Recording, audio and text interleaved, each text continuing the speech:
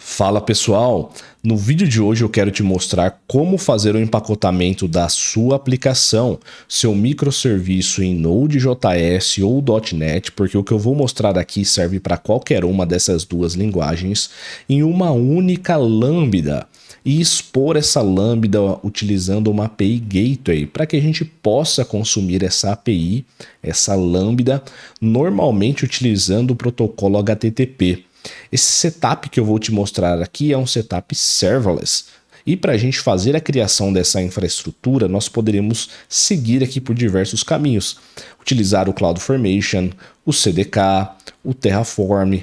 No caso de hoje eu vou te mostrar aqui o SAM, o Serverless Application Model, que também vai ser criado em YAML e é uma abstração em cima do CloudFormation, que é a ferramenta de infraestrutura como código da AWS.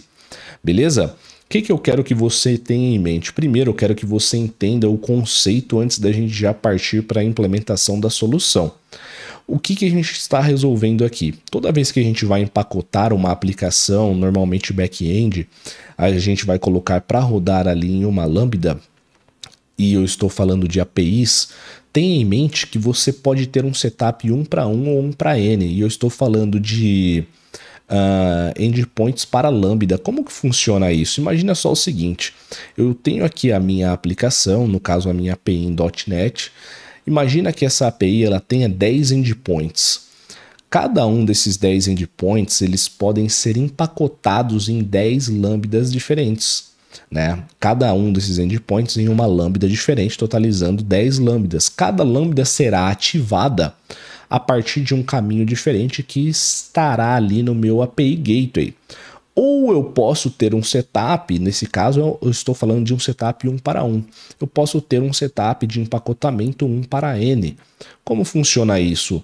Eu posso ter uma única lambda que responde por todos os meus endpoints. Como funciona isso na prática? Aqui eu posso simplesmente gerar um binário, né, a partir da minha API, colocar esse binário encapsulado ali dentro da minha lambda e aí ele vai ser executado e a gente vai rodar ele normalmente ativando todos os endpoints a partir de uma única lambda, deixando o nosso API Gateway um pouco mais genérico e menos específico. Qual que é a desvantagem desse approach? A desvantagem em si é que você está colocando ali especificações de CPU e memória para uma única lambda, que vai ser ativada múltiplas vezes ali em paralelo, atingindo mais facilmente limites de concorrência, né? Caso você tenha ali uma aplicação grande, talvez o empacotamento ideal para você seja um empacotamento ali 1 para 1, onde para cada endpoint você tem uma lambda e você pode fazer uma especificação isolada de recursos de CPU e memória. Beleza? Para a gente iniciar aqui, eu já tenho uma aplicação local e eu vou criar aqui um Serverless Application Model, um template em YAML para a gente criar esse setup aqui que eu acabei de falar com você. A gente pode buscar exemplos na internet, mas a maneira que eu particularmente gosto mais de fazer é pegando os exemplos que vem no próprio CLI do nosso SAM. Eu posso gerar aqui um exemplo e pegar somente o template.yaml e colocar na nossa aplicação, porque eu não quero fazer a utilização da aplicação sample dele, eu quero configurar a minha aplicação. Como eu imagino que você aí também muitas vezes precisa configurar a sua aplicação e não uma aplicação sample. Então a gente vai pegar esse template que ele gera e customizar aqui para nossa aplicação. É a maneira que eu mais gosto de fazer. Como a gente faz? Tenha o SAM instalado, caso você não tenha, faça isso primeiro e depois você consegue me seguir aqui.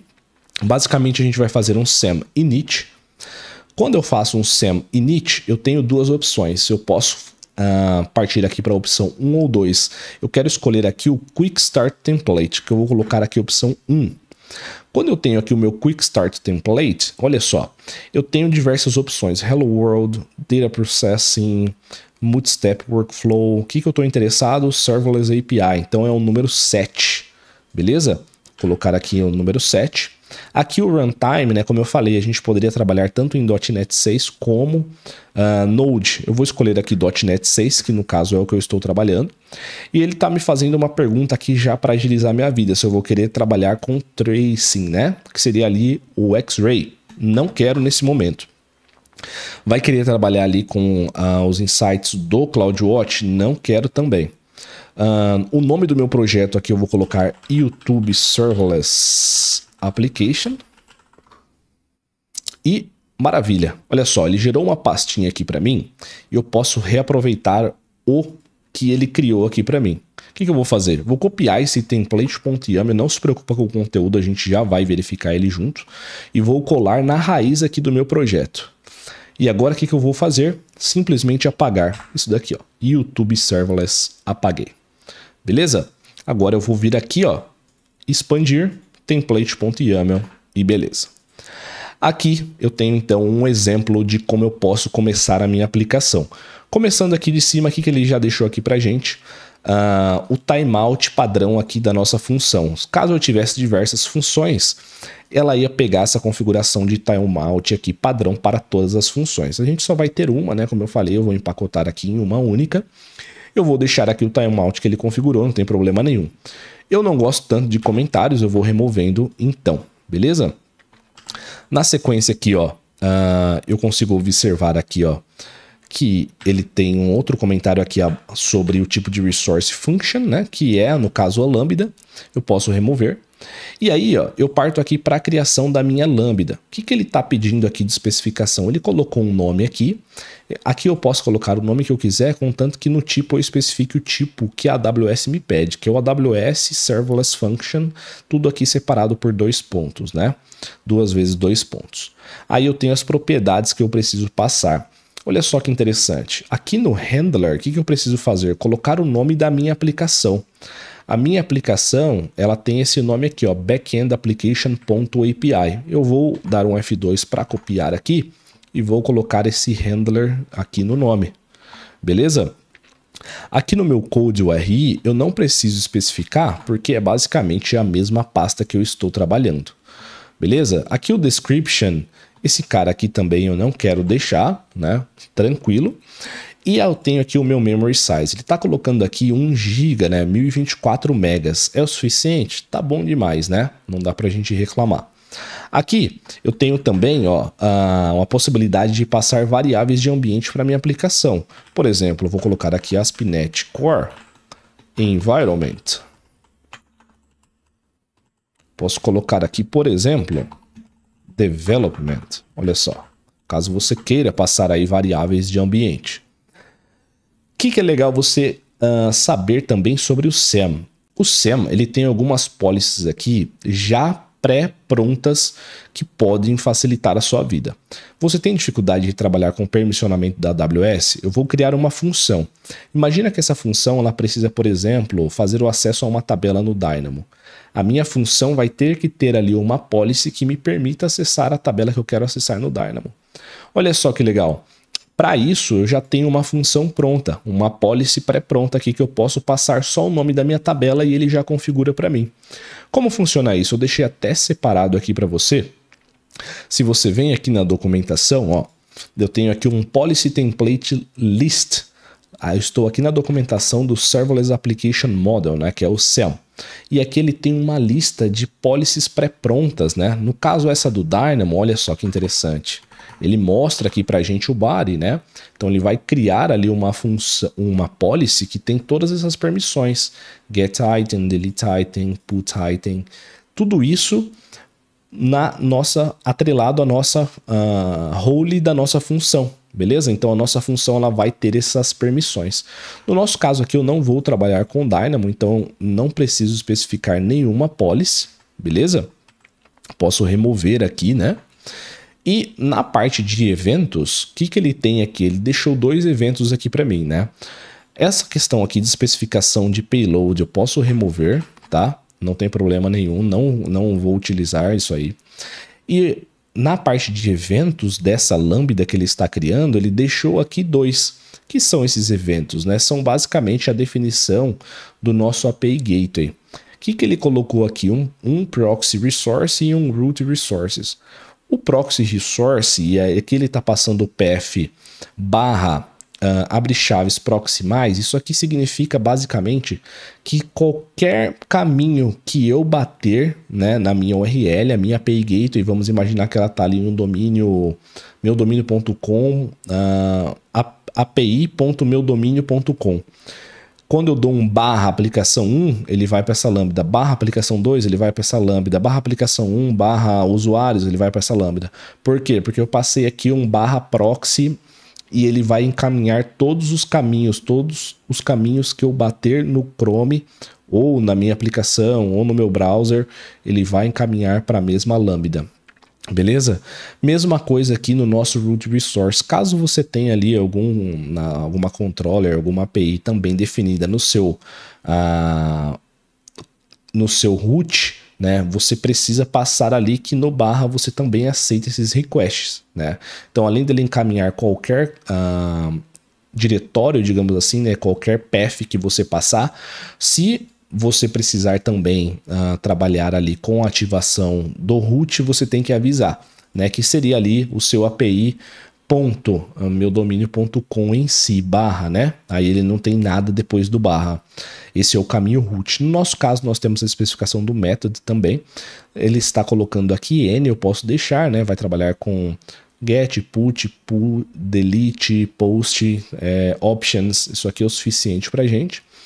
E aqui ele faz a criação de uma tabela no Dynamo, eu não preciso dessa tabela no Dynamo. E tem um output aqui colocando, né, justamente a API que ele está criando. Para ficar um pouquinho mais profissional, normalmente quando a gente cria isso aqui, nós não deixamos ele tão puro assim. Nós fazemos a definição da API Gateway porque eu quero fazer customizações, inclusive de cores. Então, eu estou com a documentação aberta aqui e quero deixar isso o mais real possível para você.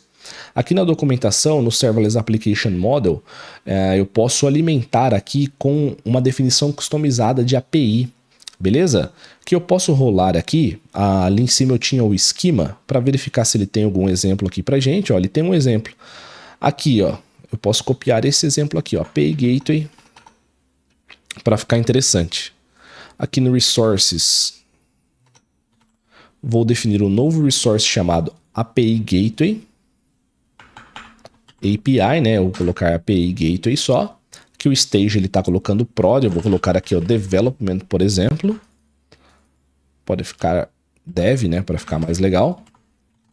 E aí, uma vez que eu estou nesse cara, agora eu vou precisar modificar aqui os eventos que eu estava colocando na minha função para referenciar a minha API. Para isso tem uma propriedade chamada API ID, tá bom? Onde eu posso passar aqui a referência do meu API Gateway. É dessa forma que é a sintaxe. Mesma coisa aqui, ó. Dessa forma eu sei que eu estou falando dessa API. O que mais eu preciso fazer? Aqui no meu API Gateway, agora eu trabalho com uma outra variável aqui no meu output, né? Agora o nome da minha variável é API Gateway. E aqui ele tem um caminho padrão, que ele já deixou aqui configurado, inclusive, com sub. O sub vai substituir, né, aqui nessa string os valores dessa variável, no caso a região, e também a API Gateway vai pegar ali. Beleza? Acho que agora já ficou interessante. E aí o que muda, né, nesse empacotamento que eu estou fazendo? Aqui a gente colocou o runtime.NET 6. Se você quisesse ter ali, no caso, né, um endpoint para cada lambda, você teria que repetir isso aqui uma vez por endpoint, né, fazendo uma definição de função por endpoint. Não é o nosso caso aqui, nós vamos apontar diretamente aqui para o nosso projeto, ao invés de apontar para o endpoint, que seria o caso, né, você teria que colocar o namespace até o endpoint para fazer ali cada lambda apontar para um handler diferente, beleza? O que eu posso fazer agora, uma vez que eu tenho esse template aqui, eu posso testá-lo, né, para verificar se está funcionando aqui conforme eu quero. Aqui eu posso fazer um sembuild, é uma boa prática aqui executar o sembuild. Opa, faltou aqui entrar na pastinha, né? Vou fazer aqui um sembuild. Olha aí. Ele vai fazendo aqui algumas configurações, gera uma pastinha aqui para mim, .aws-sem. Legal. Aqui eu posso dar um STS Get Color Identity para verificar aqui se eu estou com um profile que eu desejo. No meu caso aqui eu vou fazer a configuração do meu profile default, né? Para garantir que eu estou aqui no meu profile que eu quero. kenner.software.engineer. Maravilha. Uma vez que eu esteja aqui com o meu profile desejado, eu posso fazer o outro comando e depois que eu fiz o build, que é o sem deploy-guided. Olha só que legal. Aqui ele vai perguntar o nome da minha stack. Eu posso colocar YouTube Serverless App. Na região SIST1. Ele está perguntando se eu quero confirmar as mudanças antes de fazer o deploy. Eu quero. Quero aceitar que o SAM faça a criação de role para mim? Quero, né? Deixa ele fazer ali todo esse management. Quero desabilitar o rollback? Não quero fazer isso jamais. Ele está confirmando aqui que não tem autenticação configurado. Tá certo, né? A gente já tem vídeo de Cognito aqui, inclusive. Opa, desculpa, coloquei ali não, era para colocar sim, né? Voltando aqui. YouTube Serverless Application. Serverless App. O SIST1. Confirm changes before deployment. Yes. Yes, allow role creation, disable rollback, não. Is this okay about the authentication? Is this okay? Is save arguments to configuration file. Beleza, vamos salvar sim. Então tudo que a gente fez aqui, ele pode salvar em um arquivinho pra gente, ó, chamado samconfig.tom. Maravilha, ó. Se eu observar aqui, ó, ele já criou um novo arquivinho para mim, onde ele já vai ter as respostas pré-definidas ali. Inclusive, tem aqui um bucket S3, né? Como eu não passei nenhum, ele resolve para mim. Ele mesmo faz a criação ali de um bucket S3. Olha só, a gente teve um problema aqui. Vamos verificar o que ele está falando aqui. A nossa API Gateway está inválida. Por quê? O recurso que tem o ID API Gateway é inválido. Tá faltando aqui alguma coisa. Beleza, vamos olhar ali então na documentação para verificar o que eu esqueci aqui ou deixei de colocar. Maravilha, já peguei o erro aqui. O problema foi que eu coloquei aqui o recurso como API. Na verdade é HTTP API. Olha só, deixa eu voltar aqui na documentação, já te mostro, ó. Tava lendo sobre esse cara e aí eu acabei me confundindo, ó.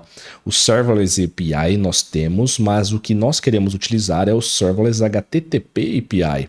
Agora, de quebra, eu vou te mostrar como adicionar configuração de cores aqui. Aproveitar que a gente vai fazer esse pequeno ajuste e vou te mostrar como fazer essa configuração que é extremamente importante aí na vida real pra gente, né? HTTP API Cores Configuration. Deixa eu verificar se ele tem um exemplozinho.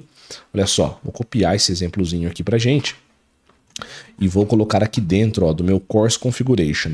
Max Age Allow Credentials eu não quero configurar. Aqui para deixar de uma forma mais tranquila, né, por enquanto eu vou colocar aqui o asterisco, mas você na hora que for fazer as configurações do seu ambiente aí de não desenvolvimento, configure corretamente, por favor, inclusive em desenvolvimento. Nos métodos eu posso colocar aqui a especificação, né, eu tenho get, tenho post, tenho put, tenho delete, tenho patch, tenho options, tenho diversos métodos aqui que eu posso utilizar, beleza? Aqui eu vou deixar essa lista aqui, que são os métodos que ele vai aceitar. Então nós já fizemos as nossas configurações de core, fizemos aqui a nossa definição da API HTTP agora de forma correta, agora nós devemos conseguir fazer aqui o nosso SAM build.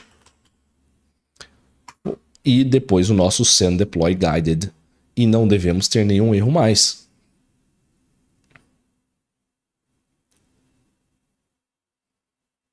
Beleza, agora eu vou rodar um Send Deploy Guided, que eu posso manter os parâmetros que eu já tinha passado da primeira vez. Beleza, não precisa confirmar pode confirmar, aliás, as modificações antes de fazer o deploy, né? Vou aceitar ali a criação de role, não quero desabilitar o rollback, sei que não tem autenticação, quero salvar ali as configurações em um arquivo, e beleza. Ele vai verificar aqui que provavelmente o nosso bucket S3 já está criado, né? Vamos lá. Aqui ele está perguntando, você quer fazer o deploy desse change set? Vamos verificar junto o que ele vai criar. Então ele vai fazer ali a criação de um stage do nosso API Gateway, vai criar ali inclusive permissões para aquela lambda, né? Porque ela precisa ali de permissões para executar, vai criar uma role, onde ele obviamente vai atrelar as permissões ali. No nosso caso a gente não colocou nenhum permissionamento específico, né? Então muito provavelmente vai estar vazio e está fazendo a criação da lambda em si. Beleza? Quero aprovar? Sim. Deploy this change set. Vamos fazer aqui o deployment. E aqui ele já vai passando um status para a gente, que é muito legal. Creating progress. Se você já está acostumado, ó, inclusive, o que a gente pode fazer? Posso abrir aqui a minha conta e vir aqui na parte de... como é o nome? CloudFormation. Olha só que legal. Aqui no CloudFormation eu já consigo ver as minhas stacks. E olha só, YouTube Serverless App.